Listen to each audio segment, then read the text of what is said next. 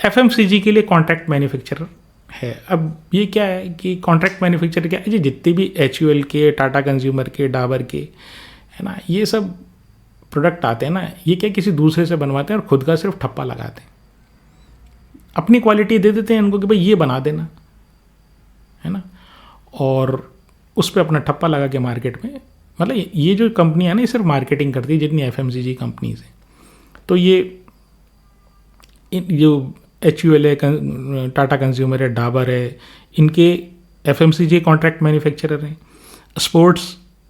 के जूते भी बनाते हैं, तो प्यूमा और रिबॉक के और कुछ OTC प्रोडक्ट्स जो हैं दवाइयों वगैरह के,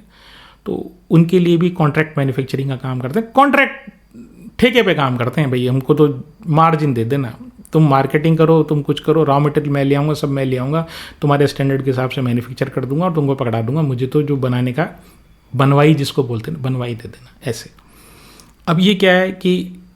दो तरह के इनके फैसिलिटीज़, एक है डेडिकेटेड फैसिलिटी, उसमें तो भाई बात ये जो फैसिलिटी है ना पूरी, ये जो प्लांट है, इसमें सिर्फ मेरा ही माल बनेगा, HUL कह देगा भाई मेरा ही माल बनेगा, किसी और का नहीं बनेगा, तो उसमें मार्जिन थोड़ा सा कम होता है।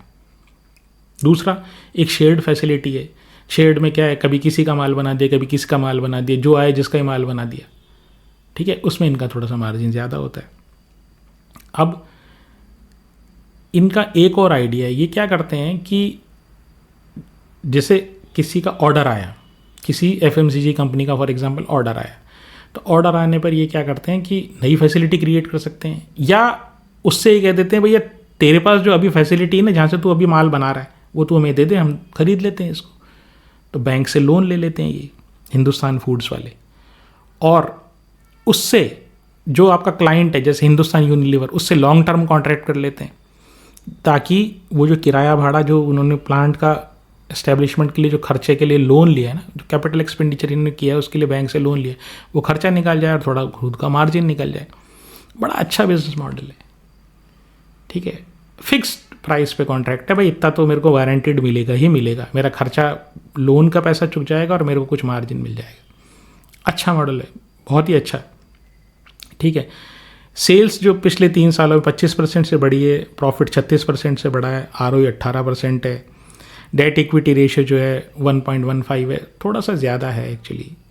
है ना, क्योंकि इनको बार बार प्लांट्स में इन्वेस्ट करना पड़ता है, नए नए प्लांट, कोई कहता है भाई मेरे लिए ये सामान बना दो, तो फिर अलग फैसिलिटी लेके उधार लेके प्लांट कंस्ट्रक्ट करना या प्लांट को ख़रीदना और फिर उससे माल बनाना, तो डेट इक्विटी थोड़ा सा ज़्यादा है। जो सबसे बड़ी प्रॉब्लम है ना वो ये है कि ये डिपेंडेंट हैं किन के ऊपर, FMCG कंपनी या जो भी ओरिजिनल मार्केटर जो है ना, जो क्लाइंट है ना, उसके ऊपर डिपेंड करता है। प्रमोटर भी बड़े अच्छे हैं, एक्सपीरियंस प्रमोटर हैं, लेकिन उसके बावजूद भी दिक्कत ये है कि कंप्लीटली डिपेंडेंट होने का मतलब इनकी खुद की कोई एग्जिस्टेंस नहीं है। ये जो हैं कंप्लीटली अपने क्लाइंट के ऊपर डिपेंडेंट करते हैं। कुछ लफड़ा हो गया, कुछ मान लीजिए उनको कोई सस्ता माल बनाने वाला मिल गया या कोई अच्छा इनसे बेटर कोई कॉम्पिटिटर मिल गया, तो इनकी बिजनेस में कुछ प्रॉब्लम आ सकती है। अभी तक कुछ ऐसा हुआ नहीं है। हाँ, बात जो असली है ना वो ये है कि 6000 करोड़ का इनका मार्केट कैप है और P60 का है।